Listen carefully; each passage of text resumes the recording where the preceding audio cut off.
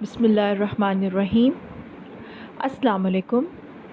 آج کے اس ویڈیو میں ہم سیکھیں گے خط نویسی کے بارے میں۔ خط کی اقسام، خط تحریر کرنے کا کیا طریقہ کار ہے اور خط کا خاکہ کیسا ہوتا ہے، ان سب چیزوں کے بارے میں آج کے اس سبق میں ہم سیکھیں گے انشاءاللہ۔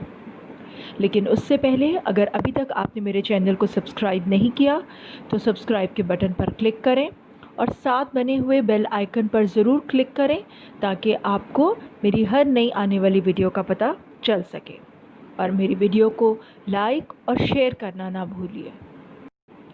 خط دراصل ایک تحریری ملاقات ہے جس میں ہم اپنے خیالات دوسرے کو بتاتے ہیں۔ اس وجہ سے اس کو نصف ملاقات بھی کہا جاتا ہے، یعنی کہ آدھی ملاقات۔ اگرچہ ہم ایک دوسرے کو دیکھ نہیں پاتے مگر ایک دوسرے کے حالات سے آگاہ ہو جاتے ہیں۔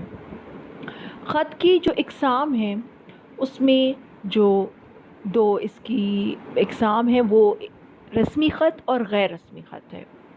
رسمی خطوط وہ خطوط ہوتے ہیں جو کہ کاروباری نوعیت کے ہوتے ہیں، اور غیر رسمی خطوط وہ ہوتے ہیں جو کہ ذاتی نوعیت کے ہوتے ہیں، جو کہ ہم اپنے رشتہ داروں کو، دوستوں کو، ان کو لکھتے ہیں۔ بعض خطوط ادبی خطوط بھی کہلاتے ہیں، جیسے غالب کے خطوط۔ اب جو غالب نے خطوط اس وقت لکھے وہ انہوں نے ذاتی حیثیت میں لکھے، لیکن آج ادب کا حصہ ہیں تو ان کو ادبی خطوط بھی کہا جائے گا، ادبی صنف میں آ جاتے ہیں وہ۔ خط نویسی کے اصول و ضوابط کچھ یوں ہیں کہ خط لکھتے ہوئے یوں سمجھیں کہ جس کو آپ خط لکھ رہے ہیں وہ بالکل آپ کے سامنے ہی موجود ہے۔ آپ جو بھی لکھنا چاہیں مختصر الفاظ میں تحریر کریں۔ خط کو چھوٹے چھوٹے جملوں میں تحریر کریں، لمبے لمبے جملے لکھنے سے گریز کریں۔ نفس مضمون کو پیراگراف کی صورت میں تحریر کریں۔ نفس مضمون یعنی کہ جس عنوان پر آپ خط تحریر کر رہے ہیں اس کو نفس مضمون کہا جاتا ہے۔ خط کے جو حصے ہیں وہ کچھ یوں ہیں کہ سب سے پہلے خط کا حصہ ہے مقام روانگی و تاریخ۔ جب ہم خط لکھتے ہیں تو سب سے اوپر آئے گا مقام روانگی اور تاریخ آئے گی۔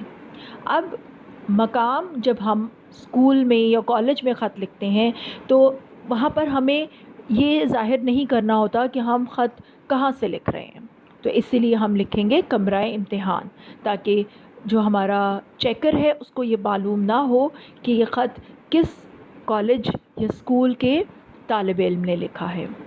کمرہ امتحان کے بعد نیچے والی سطر میں آپ تاریخ لکھیں گے۔ ان باتوں کا خیال ضرور رکھیں کیونکہ ان میں کمی بیشی کی صورت میں آپ کے نمبر کٹنے کے بہت زیادہ چانسز ہوتے ہیں۔ دوسرا، القاب و آداب۔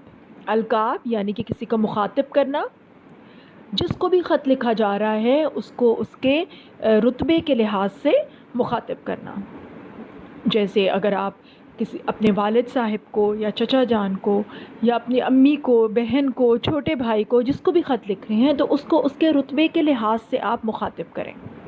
اور آداب یعنی کہ اس کو السلام علیکم بولنا۔ تیسرا حصہ آ جائے گا ہمارا نفس مضمون، یعنی اس میں سلام دعا کے بعد آپ خط کے بارے میں جو بھی جس عنوان پر بھی آپ خط تحریر کر رہے ہیں اس کے بارے میں آپ لکھیں گے اور اس کو پیراگراف کی صورت میں لکھیں گے۔ چوتھا حصہ اختتام مکتوب، یعنی کہ جو آپ کا مکتوب جو ہے عربی میں خط کو ہی کہتے ہیں، کہ خط جب آپ لکھ رہے ہیں تو اس کا اختتام آپ کن الفاظ میں کر رہے ہیں۔ ایسا نہ ہو کہ بالکل اس طرح لگے کہ آپ بات کرتے کرتے ایک دم سے خط ختم ہو گیا ہے، پڑھنے والے کو کچھ سمجھ ہی نہیں آئی۔ خط کا اختتام بہت عمدگی سے کرنا چاہیے، جیسے آغاز اچھی طرح ہو بالکل اختتام بھی خوبصورت الفاظ کے ساتھ کرنا چاہیے۔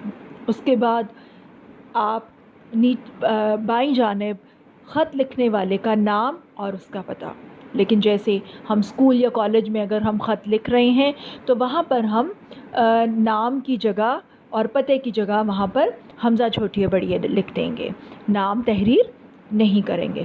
آپ کا تابع دار بیٹا یا بیٹی یا آپ کا فرما بردار بیٹا یا بیٹی لکھ کر نیچے آپ حمزہ چھوٹی بڑی لکھیں گے، لیکن اس سے پہلے وسلام ضرور لکھیں۔ وسلام جو ہے وہ آپ کے خط کا لازمی حصہ ہے۔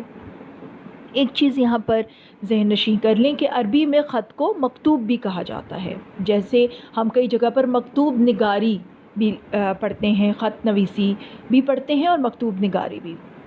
خط لکھنے والے کو کاتب یا مکتوب نگار کہتے ہیں، اور جسے خط لکھا جائے اسے مکتوب الیہ کہیں گے، یعنی لکھنے والا کاتب یا مکتوب نگار، اور جس کو خط لکھا جا رہا ہے وہ مکتوب الیہ کہلاتا ہے۔ آپ کی آسانی کے لیے آپ کو خط کا خاکہ مہیا کیا گیا ہے۔ اس خاکے کو مد نظر رکھتے ہوئے آپ اپنا خط تحریر کریں گے، اور امید ہے کہ آج کے اس سبق میں آپ کو خط تحریر کرنے کا جو طریقہ کار ہے اس کی سمجھ آ گئی ہوگی۔